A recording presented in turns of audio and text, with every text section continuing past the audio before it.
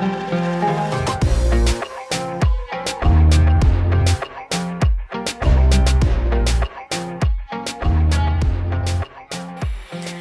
मित्रों, good morning. केम छो बधा? तो सवार सवाરમાં બધાને જય શ્રી કૃષ્ણ ને રાધે રાધે। તો આજે છે દિવસ 8 અને આજે પણ આપણે શરૂઆત છે ને જીરાના પાણીથી જ કરવાની છે।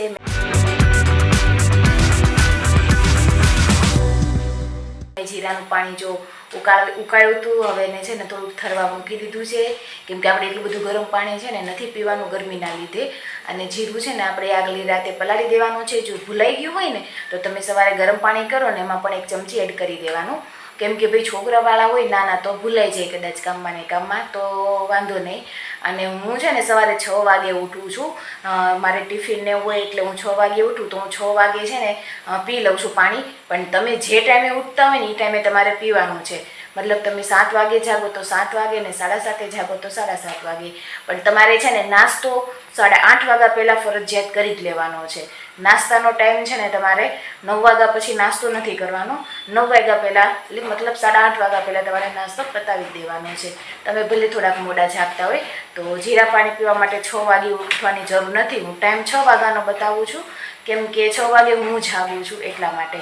તો આ વાત ક્લિયર કરવી હતી। ઘણાને એવું થતું છે કે 6 વાગ્યામાં ઉઠીને નીંદર બગાડવી, તો ના ભાઈ, તમે જે ટાઈમે જાગતા હોય ને એ ટાઈમે તમારે ઉઠીને તરત પાણી પી લેવાનું છે। અને આજે નાસ્તામાં બનવાના છે પોહા। તો જો મેં પોહાને પણ છે ને પલાળીને રાખી દીધા છે, એટલે એકદમ સરસ કોરા થઈ જાય। અને આજે આપણે નાસ્તામાં બનવાનો છે ટમેટા પોહા। બીજા તો મિત્રો વાગી ગયા છે 7:30 અને આજે આપણે નાસ્તામાં મેં કીધું હતું એ પ્રમાણે પોહા લીધા છે, ટમેટા પોહા। જો નોર્મલી ટમેટામાં વઘારી નાખ્યા છે પોહા। તો તમારે વેજીટેબલ વધારે એડ કરવું હોય તો તમે કરી શકો, અને ન હોય તો ખાલી ટમેટાથી પણ ચાલી જાય। તો વધારે કંઈ કરવાની જરૂર નથી, થોડામાંથી પણ આપણે કરવાનું, ખોટો ખર્ચો નથી કરવાનો વજન ઉતારવા માટે। આપણે જેમ બને એમ ઓછા ખર્ચે ટ્રાય કરશું કે કઈ રીતના બને છે। તો ચલો હું નાસ્તો કરી લઉં છું અને તમે પણ કરી લેવો।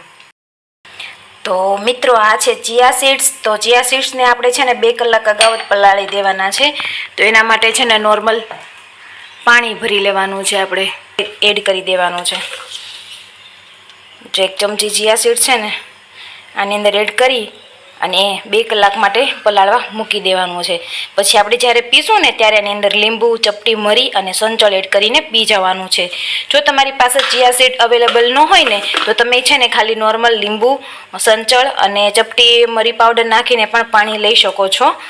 તકમરિયા ન લેવાય, કેમ કે છે ને તકમરિયા છે ને બહુ ઠંડા પડે, તો એના માટે છે ને તમારે ચિયા સીડ્સ જ જોઈ। જો ન હોય તો કંઈ લેવાની જરૂર નથી હવે, તો તમે લીંબુ પાણી ખાલી પી શકો।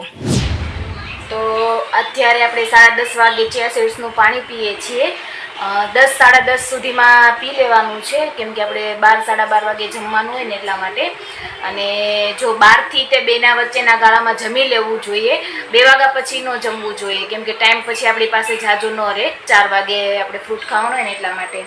એટલે 12 થી જે લોકોને જોબ કરતા હોય એ લોકોને કદાચ 2 વાગે તે બ્રેક પડતો હોય જમવા માટે, તો બપોરે છે ને 2 વાગ્યા પહેલાં એવી કોશિશ કરવાની કે જમાઈ જાય। જો ક્યાંક બહાર જવાનું થાય અને વહેલા મોડું થાય તો કોઈક દિવસ ચાલે, પણ ટાઈમ ટુ ટાઈમ જમવાનું રાખવાનું, ધ્યાન રાખવાનું, કેમ કે તમે જો ટાઈમ ટુ ટાઈમ જમશો ને તો આરામથી તમારું ઇઝીલી વજન ઘટી જશે। અને અત્યારે આપણે પીએ છીએ ચિયા સીડનું। તો મિત્રો અત્યારે છે ને બપોરના વાગી ગયા છે 12:30 અને આપણે છે ને જમવામાં લીધા છે બાફેલા મગ અને છાશ। તો જે લોકોને છે ને કસરત કરવી હોય ને એને છે ને આપણે છે ને કસરત કરવાના ટાઈમ હોય ને એ પહેલાં 2 કલાક અગાઉ જમી લેવાનું છે। જેમ કે તમારે 2 વાગે કસરત કરવી હોય ને તો તમે 12 વાગે થાય ને તો તમારે જમી લેવાનું, મતલબ પેટ ખાલી હોવું જોઈએ। અને દિવસ દરમિયાન 1 વખત કસરત કરવાની છે, અડધી કલાક જે તમને ટાઈમ મળે એ પ્રમાણે, અને 45 મિનિટ ચાલવા જવાનું છે। તો હું જ્યારે વજન ઉતારતી ને ત્યારે છે ને હું બપોરના ટાઈમે કસરત કરતી, કેમ કે મારો બાળક નાનું હતું એટલે એ સૂઈ જાય પછી મેળ ખાય, એટલે હું છે ને બપોરના ટાઈમમાં કસરત કરતી અને દરરોજ સાંજે 45 મિનિટ ચાલવા જતી। તો તમે પણ એવી રીતના કરી શકો, અને કોઈ પણ એક જ ટાઈમ રાખવાનો કસરત કરવા માટે।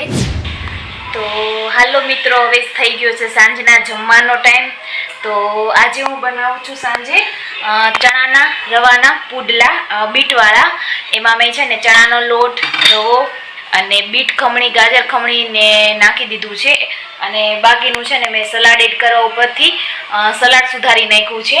અને આ છે ગ્રીન ચટણી. જો મેં છે ને ગ્રીન ચટણી પણ બનાવી રાખી છે. હું ગ્રીન ચટણી છે ને હંમેશા જાજી બનાવી રાખું છું, કેમ કે આપણે ક્યારેક ભેળમાં અને આપણે કઠોળનું સલાડ કરીએ ને ત્યારે પણ એ બહુ સારી કામ લાગે છે. આપણે ત્યારે પુડલા હારે ખાઈ શકીએ, સેન્ડવીચ હારે, અપ્પમ હારે, ઉત્પમ હારે, બધા સાથે બહુ જ કામ લાગે છે. તો હું છે ને એટલી સ્ટોર કરીને જ રાખું છું, એટલે છે ને ઘડીએ વાળે મિક્સર આપણે ફેરવવું ન પડે. અને તમે પણ સ્ટોર કરીને રાખી શકો છો. અને એની રેસીપી હું તમને છે ને પછી બતાવીશ. તો જોઈ લઈએ અત્યારે આપણે જે તૈયાર કર્યું છે ને અત્યારનું રસોઈ બનાવવાનું. અને પુડલા આપણે ઉમેશ આવે ને પછી બનાવવાના છે, કેમ કે આપણે પનીરવાળા પુડલા સાથે મગાવ્યા છે મેં, એટલા માટે. તો જોઈએ હવે આપણે જે આપણી સામગ્રી તૈયાર કરીને તે બેટરને છે ને આટલું રાખવાનું છે પતલું, બહુ જાડું કે બહુ પતલું નથી કરવાનું, આટલું જ તે રાખવાનું છે. આની અંદર મેં છે ને ચણાનો લોટ, આ 2 ચમચા જેટલો ચણાનો લોટ ને અડધો ચમચો છે ને મેં રવો એડ કરી દીધો છે. અને બીટ અને ગાજર ખમણીને નાખી દીધું છે. અને ધાણા પણ એડ કરી દીધા છે. અને સ્વાદ અનુસાર મીઠું. આપણે આની અંદર છે ને આદુ મરચી કે એવું કાંઈ એડ નથી કર્યું, કેમ કે આપણે છે ને આ મસાલો પાથરશું ને એટલે આપણે આની અંદર ચટણી એડ કરશું, એટલા માટે.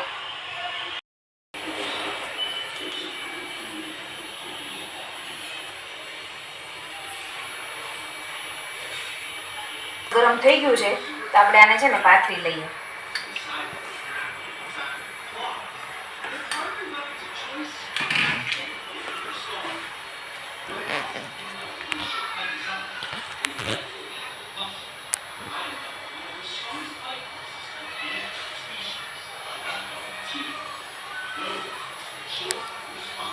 હવે આપણે આને છે ને ચડવા દઈશું થોડી વાર માટે.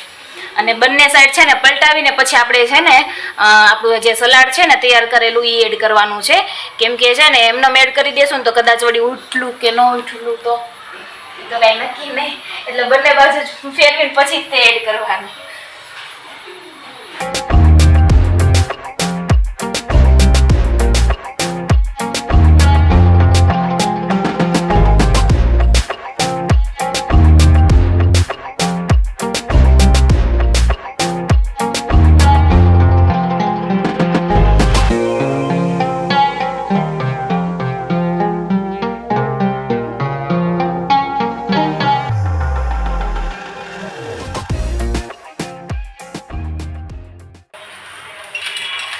અને આ ફેંકીનો મસાલો છે એ આપણે એડ કરવાનો છે થોડો.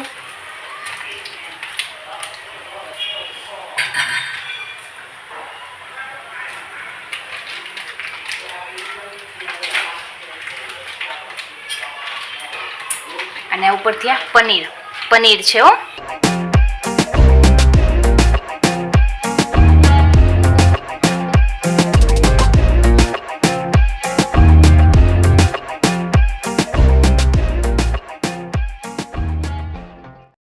તો તૈયાર છે આપણું પનીર ચણાના લોટનું પુડલું. જો, અને આ દહીં છે, દહીંની અંદર મેં જે ગ્રીન ચટણી હતી ને એ એડ કરી દીધી છે. એટલે ગ્રીન ચટણી એટલે રાયતા જેવું થઈ ગયું છે. અને ખૂબ જ સ્વાદિષ્ટમાં સારું લાગે છે. તમે પણ મિત્રો જરૂરથી ટ્રાય કરજો. અને જે આ ચણાના લોટનું પુડલું છે ને તમે એને સવારે પણ લઈ શકો અને સાંજે પણ લઈ શકો.